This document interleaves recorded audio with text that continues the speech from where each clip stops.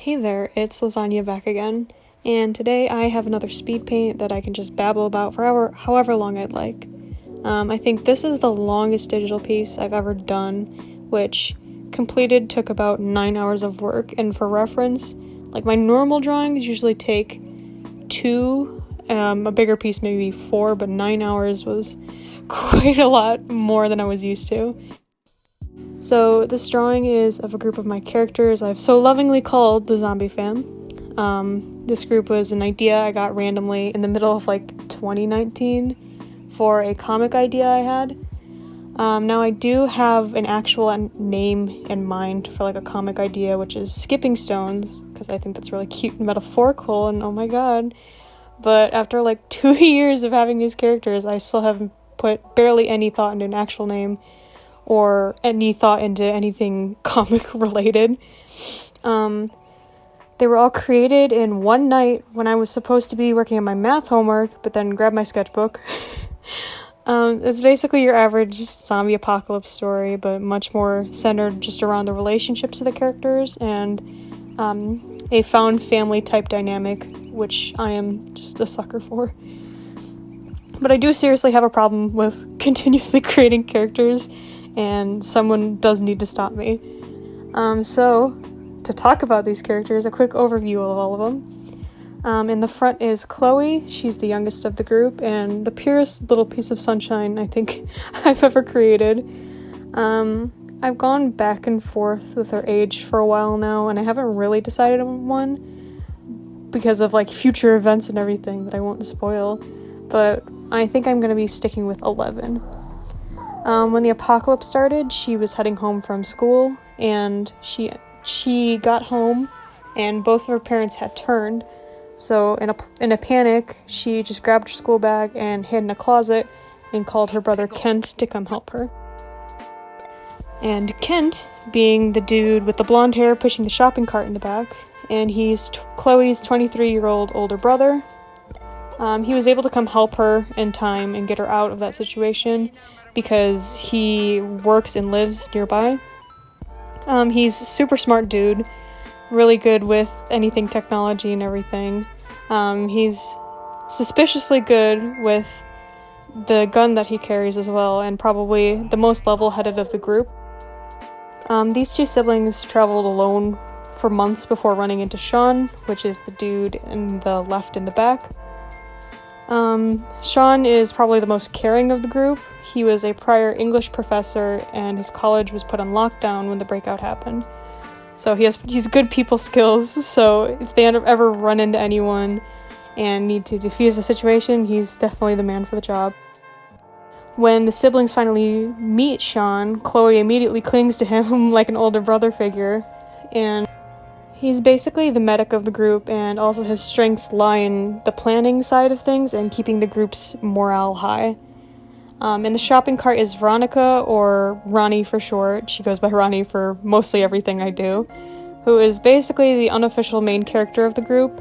I've never really, picked a main character, but I feel like if there would be any, I think I've put the most thought into her, and she would be the main character. She's a previous college student, 20 years old, whose college also went on lockdown like Sean's. In the group, she basically finds all the supplies, and she's general protection. Very strong lady. Just think of the song Killer Queen, and that's literally just her character. She was alone for the first few months, like the siblings, but she ran into Martin on a supply run. And Martin is the last dude who I've yet to talk about in the back. He's basically the brute force of the group. He was a previous detective and wields a pistol with great aim.